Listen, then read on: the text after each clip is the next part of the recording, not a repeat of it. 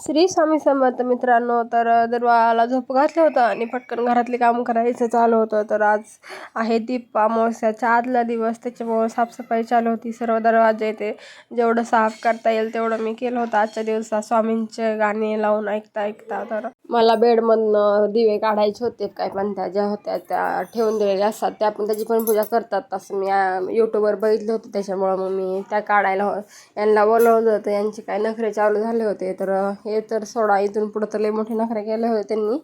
तर त्यांना आली होती झोप आणि मी झोप पण नव्हतं दिलं, त्याच्यामुळं त्यांचं माझं भांडण थोडंसं चालू होतं. हे बघा कसे अडवाणी करत होते.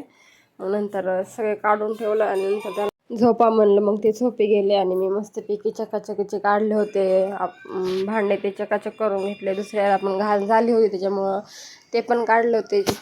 नंतर आमच्या दुर्वाच्या मॅडमला आता काय तर बाहेर जायचं होतं आणि तिला बाहेरून आत आणलं, याच्यामुळे ती एवढी रडत होती. मग नंतर तिला बाहेर दिलं तिच्या आईकडं. आम्ही एक पार्सल आलं होतं, त्याचं अनबॉक्सिंग करत होतो. तर खूप छान प्रोडक्ट होतं आणि लावल्यानंतर ते एवढं भारी दिसत होतं की बस. तुम्हाला पण घ्यायचं असेल तर तुम्ही मिशोवरून घेऊ शकता. किती छान दिसते बघा, मला तर खूपच आवडलं हे. नंतर आम्हाला जायचं होतं दवाखान्यात, पण दवाखाना काय उघडा नव्हता आणि तिथे डॉक्टर पण नव्हते. त्याच्यामुळे आम्ही मग थोडंसं सेलमध्ये फिरत होतो. तर सेल बघता बघता ही माझी मैत्रीण मला भेटली होती आणि तिचं यांचं काहीतरी चालू होतं की मला बेजार करायचं असं काहीतरी. तर ते मला काही घेऊनच देत नव्हते. अखेर शेवटी 2 वस्तू घेतल्या. घरातला चाकू खूप खराब झाला, त्याच्यामुळे एक चाकू घेतला आणि नंतर आम्हाला जायचं होतं तर दवाखान्यात वापस. पण दवाखान्यात काय पेशंट होते खूप सारे आणि वातावरण पण